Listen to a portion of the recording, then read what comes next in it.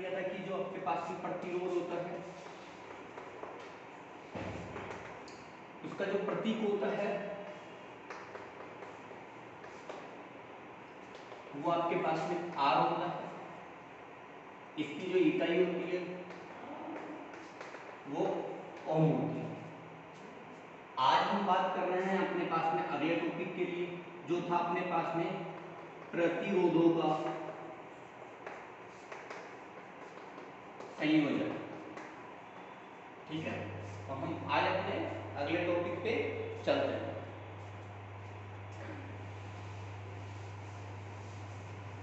Generally हमने पढ़ा था आपके पास में प्रतिरोधों के संयोजन।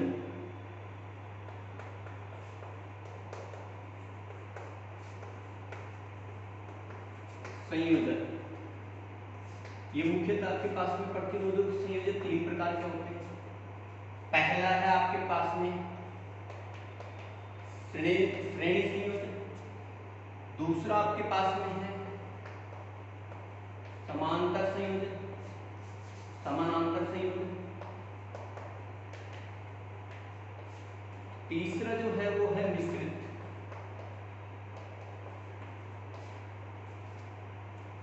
हम अपने आज पहले टॉपिक की बात करेंगे, कौन सा? श्रेणी संयोजन। देखो, श्रेणी संयोजन को पढ़ने के लिए अपने पास में थोड़ा सा इसके बारे में पता होना चाहिए। तो इसको चित्र के रूप में हम पढ़ते हैं कि अगर आपके पास में कोई प्रतिरोध है, जैसे एक R1 है, एक R2 है, एक R3, ऐसे और भी हो सकते हैं। ठीक है, लेकिन हम अपने बात करते हैं खाली इन्हीं की। तो इसका एक सिरा ये होता है, दूसरा सिरा यानी पहले प्रतिरोध का पहला सिरा, दूसरे पहले प्रतिरोध का दूसरा सिरा।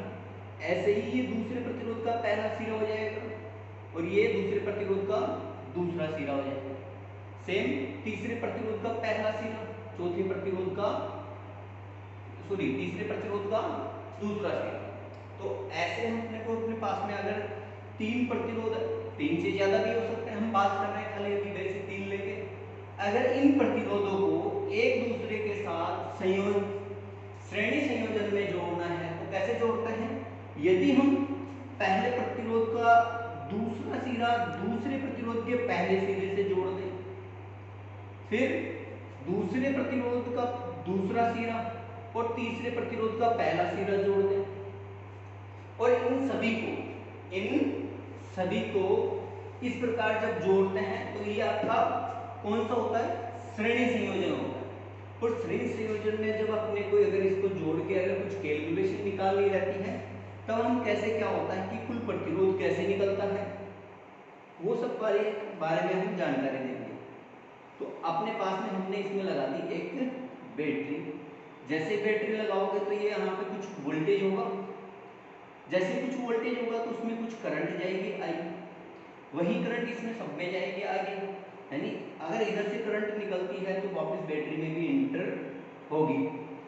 जैसे ही करंट यहाँ पे जाएगी तो ये कुछ वोल्टेज खर्च करेगी यहाँ पे, अर्थात प्रतिरोध R1 के लिए जो वोल्टेज खर्च होगा वो V1 होगा, प्रतिरोध R2 के लिए जो वोल्टेज खर्च होगा वो V2 खर्च होगा, प्रतिरोध R3 के लिए जो वोल्टेज खर्च होगा वो V3 होगा।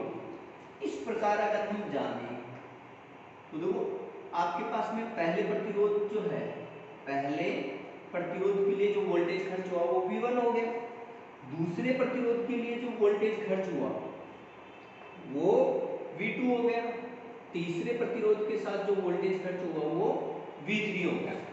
इस प्रकार अपने पास में कुल प्रतिरोध की वजह से जो वोल्टेज खर्च होगा वो अपना भी होगा।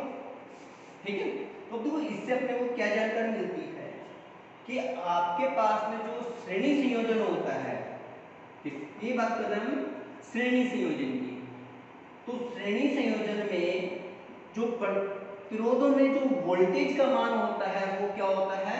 अलग अलग, अर्थात वोल्टता पात होता है, जो वोल्टता पात।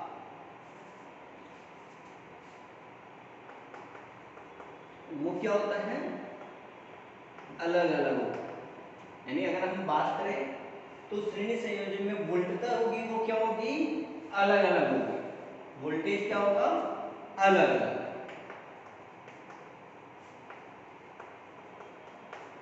जबकि बात करें करंट की तो देखो जो यहाँ पे करंट जा रही है वही आपके पास में किसमें जाएगी, इधर से आते हुए R1 में भी वही जाएगी, R2 में भी वही जाएगी, R3 में भी। तो इसमें जो धारा का मान होता है, जो धारा का मान होता है वो क्या होता है, समान होता है। ठीक है। अब हम बात करते हैं कि सर इसका टोटल प्रतिरोध कैसे निकालें, या टोटल प्रतिरोध के लिए जो फॉर्मूला है वो क्या होता है। तो यहां से हम अपना श्रेणी संयोजन के बारे में हमने जाना कि जब हम इस प्रकार जब संयोजित करें तो वो आपका कौन सा क्रम कहलाएगा, श्रेणी संयोजन कहलाएगा, सीरीज कनेक्शन। इसमें जो वोल्टेज होगा वो अलग अलग होगा, जबकि इसमें जो धारा होगी वो सभी प्रतिरोधों में क्या होगी, समान होगी। अब हम बात करते हैं इसी में आगे की बात।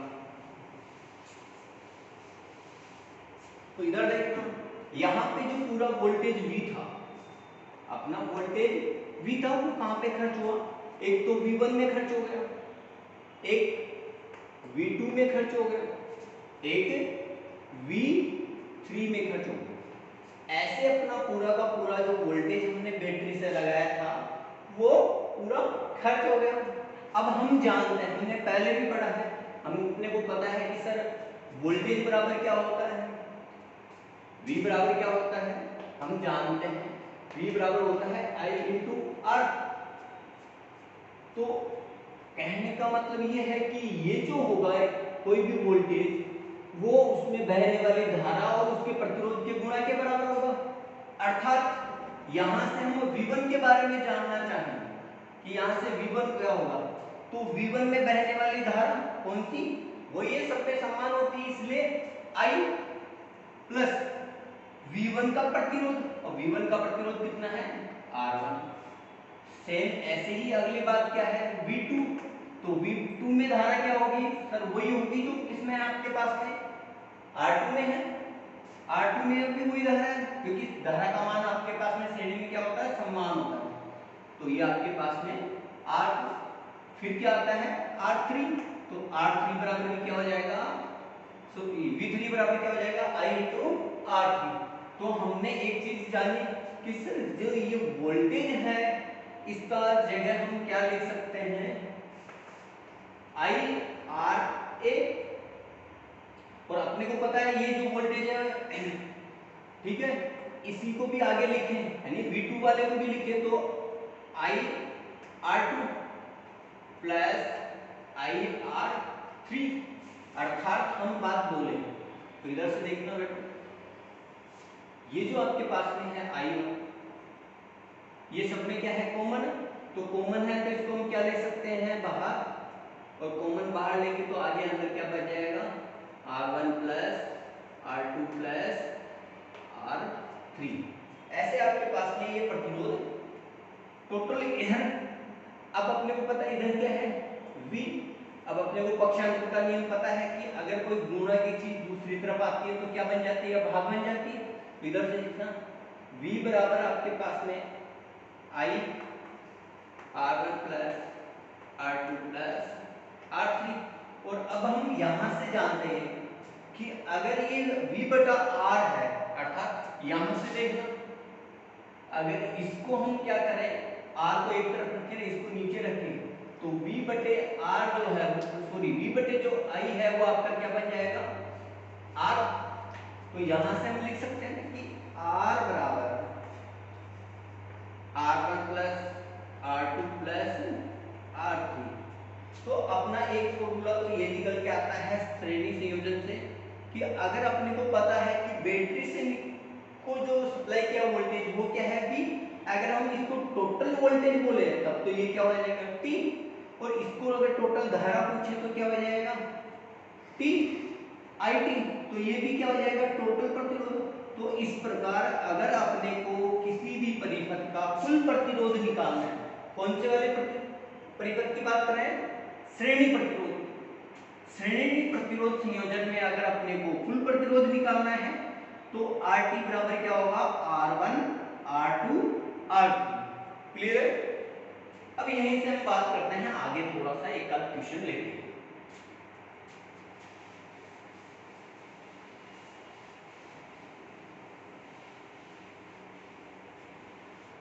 अब यहीं से एक शॉर्ट ट्रिक निकल के आती है। कहते में शॉर्ट ट्रिक होती है, अगर समझो तो शॉर्ट ट्रिक नहीं है वो सब कुछ अगर अच्छे से पढ़ा हुआ है तो वही चीज है। अगर सभी प्रतिरोधों का मान क्या हो, समान हो, अर्थात R1 बराबर भी क्या हो, R हो, R2 बराबर भी क्या हो, R हो, R3 बराबर भी क्या हो, R हो। तो यहां से देखना RT बराबर हम क्या लिख सकते हैं, R प्लस R, अर्थात ये कितने R हो गए, 3R, और हमने क्या लगाया था RT। तो जो शॉर्ट ट्रिक बनती है इसको हम क्या बोल देते हैं, N यानी प्रतिरोधों की संख्या।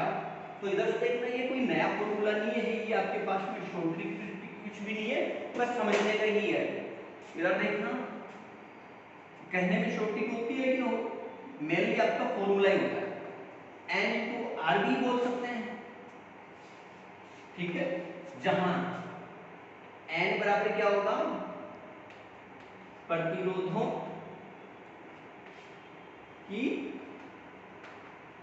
संख्या, R आपका प्रतिरोध होता है, R आपका क्या होता है, प्रतिरोध होता है। अब इधर देखना ये वाला फॉर्मूला कब लगाना है, जब प्रतिरोध अलग अलग हो, जब प्रतिरोध अलग अलग हो, अलग अलग हो। ये वाला फॉर्मूला कब लगाना है, जब प्रतिरोधों का मान क्या हो, जब प्रतिरोधों का मान समान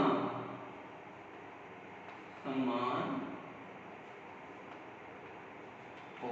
क्लियर है चीज, यानी जब सभी प्रतिरोध अलग अलग मान के हैं तब तो ये वाला फॉर्मूला लगाएंगे, और सभी प्रतिरोध एक ही मान के तब ये वाला फॉर्मूला लगाएंगे। अब हम क्वेश्चन लेके बात करते हैं अपने पास में कि कोई क्वेश्चन लेके इसको हल करना चाहे तब। अभी टॉपिक खत्म नहीं हुआ, अभी हमने खाली ये पढ़ा है कि जो प्रतिरोधों का जो संयोजन होता है कौन सा होगा, श्रेणी संयोजन, श्रेणी संयोजन। तो श्रेणी संयोजन में बेटा क्या होता है आपके पास में, अपने को एक ही चीज याद रखनी है, अगर श्रेणी संयोजन में कुल प्रतिरोध निकालना है तो R1 plus R2 plus R3 plus Rn होगा, अगर जितने भी प्रतिरोध हो। कब, जब प्रतिरोध अलग अलग हो, जब प्रतिरोधों का मान अलग अलग हो। जबकि हम बात करते हैं आपके पास में जब प्रतिरोध एक ही हो, जब प्रतिरोध समान हो तब आपका RT होगा N into R, जहां प्रतिरोधों की संख्या बराबर आपका क्या बन जाता है, N। पहला क्वेश्चन है अपने पास में, जैसे आपके पास में 3 ओम के 4 प्रतिरोध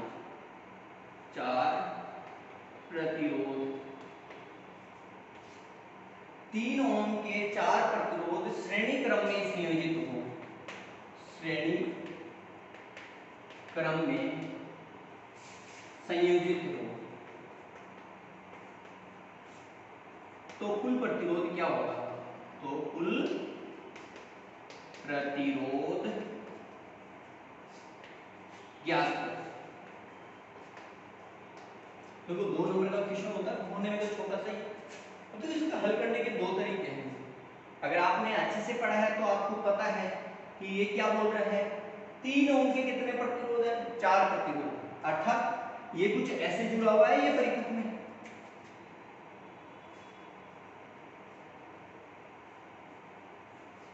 ऐसे जुड़ा हुआ है और अपने को यहाँ पे पूछा है RT, कुल प्रतिरोध पूछा है, और एक का मान कितना है 3 ओम, इसका भी 3 ओम, इसका भी 3 ओम, इसका भी 3 ओम, ठीक है। तो कुल प्रतिरोध क्या होगा? तो एक तो तरीका है अपना ये वाला कि सर पहले RT लगाओ, R1 लिखो प्लस R2 लिखो प्लस R3 लिखो प्लस R4 लिखो, और यहाँ से 3 प्लस 3 प्लस 3 प्लस 3 करें और ऐसे करके 3 3 6 और कितना हो जाएगा आपके पास में 12। तो कुल प्रतिरोध आएगा 12 ओम। अब दूसरा तरीका अपने को देखना है कि जब इजी वे में जो चीज लग रही है ना वो अप्लाई करके देखते हैं। तो अपना ये वाला फॉर्मूला इस पे काम कर सकता है इजीली, तो ये वाला भी लगा के देखेंगे। और सबसे पहले ये लगाएंगे, अगर समान प्रतिरोध कहीं पे भी दिखता है श्रेणी क्रम में तो ये फॉर्मूला लगाएंगे। तो यहाँ से इसका RT बराबर आपके पास में क्या हो जाएगा बेटा? RT बराबर हो जाएगा आपके पास में क्या बोल रहा है n बराबर कितने हैं? n बराबर अपने पास में है 4, r बराबर कितने हैं 3, तो 4 × 3 अर्थात 4 3 12 ओम आपका कुल प्रतिरोध। तो यहाँ से आपका आंसर कितना आ गया 12 ओम। क्लियर है चीज? तो एक तो इस टॉपिक से जो इस प्रकार का क्वेश्चन है ये हो गया। अब एक बार इस प्रकार का ये क्वेश्चन हम और कर लेते हैं।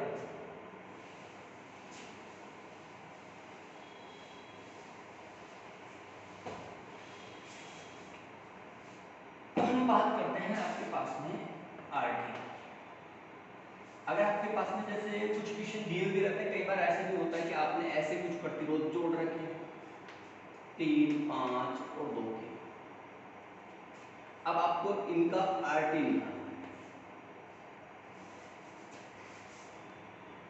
अब ये अपने को पता है कि ये कौन सा क्रम है, इनको क्वेश्चन आपका ये बन जाता है सेकंड नंबर का क्वेश्चन हो गया आपके पास में।